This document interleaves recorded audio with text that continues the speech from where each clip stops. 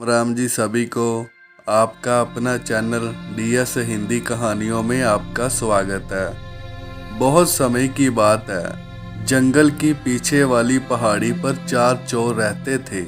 वह चारों जहां भी चोरी करते थे, चोरी किया हुआ माल आपस में बांट लेते थे।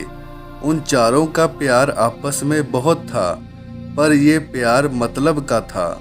वह चारों अपने मन में यही सोचते रहते थे, यदि किसी दिन मोटा माल हाथ लग जाए तो वह अपने साथियों को मारकर सारा माल हड़प लेगा।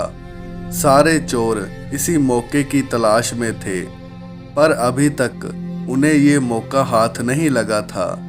एक दिन चारों चोर अपना भेष बदलकर गांव और शहर में बड़े सेठ या व्यापारी का घर ढूंढ रहे थे, जहां से वह मोटा माल चुरा सकें। इतने में उनको एक सेठ के घर का पता चला। वह सेठ हीरे का व्यापारी था। फिर कुछ दिनों तक चारों चोर सेठ के घर की निगरानी रखने लगे। घर में कौन कौन रहता है और कौन आता है कौन जाता है। फिर सब कुछ पता करने के बाद एक रात चारों चोर सेठ के घर के अंदर घुस गए और वहां से सोना चांदी हीरे जवाहरात और पैसे लेकर फरार हो गए। चारों चोरों के जाने के कुछ ही टाइम बाद सेठ जी को प्यास लगती है। वह जैसे ही पानी पीने के लिए उठे, वह क्या देखते हैं कि तिजोरी खुली पड़ी है और तिजोरी में पड़ा माल सब गायब है। और फिर सेठ जी पुलिस को फ़ोन करते हैं और उधर से पुलिस आ जाती है और सेठ जी से मिलने के बाद पुलिस चोरों को पकड़ने निकल जाती है। और उधर से चोर पुलिस से बचने के लिए जंगल में 2 दिन तक भूखे प्यासे भटकते रहते हैं। उधर सेठ की पुलिस में अच्छी जान पहचान थी और चोरों को पकड़ने के लिए पुलिस चप्पे चप्पे पर तैनात थी।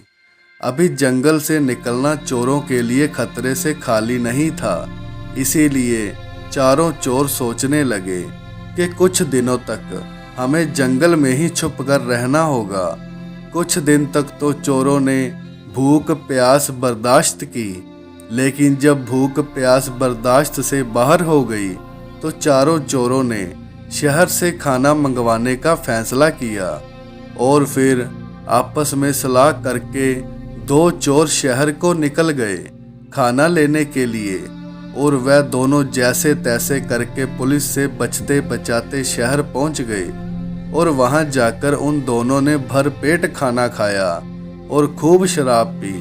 और उसके बाद उन दोनों ने आपस में ये योजना बनाई, जो जंगल में 2 दोस्त बैठे हुए हैं, हम दोनों उनको मारकर सारा माल हड़प कर जाएं। और दोनों ने योजना को अंजाम देने के लिए खाने में जहर मिला दिया और जंगल की ओर वापस चल दिए। और दोनों चोर अपने अपने मन में यही सोच रहे थे कि खाना खाकर जब वह दोनों मर जाएंगे तो मैं इसे भी मार दूंगा और सारा माल हड़प कर अकेले ही अमीर बन जाऊंगा।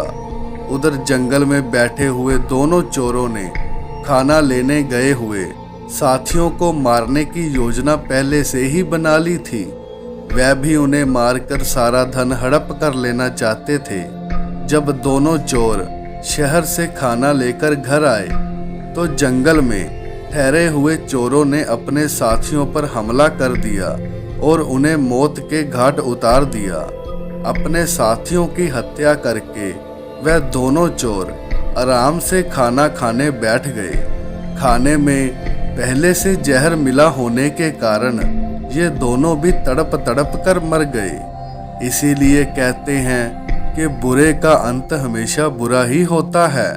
शिक्षा, इस कहानी से हमें ये शिक्षा मिलती है कि हम सबको बुरे काम नहीं करने चाहिए, क्योंकि बुरे का अंत हमेशा बुरा ही होता है।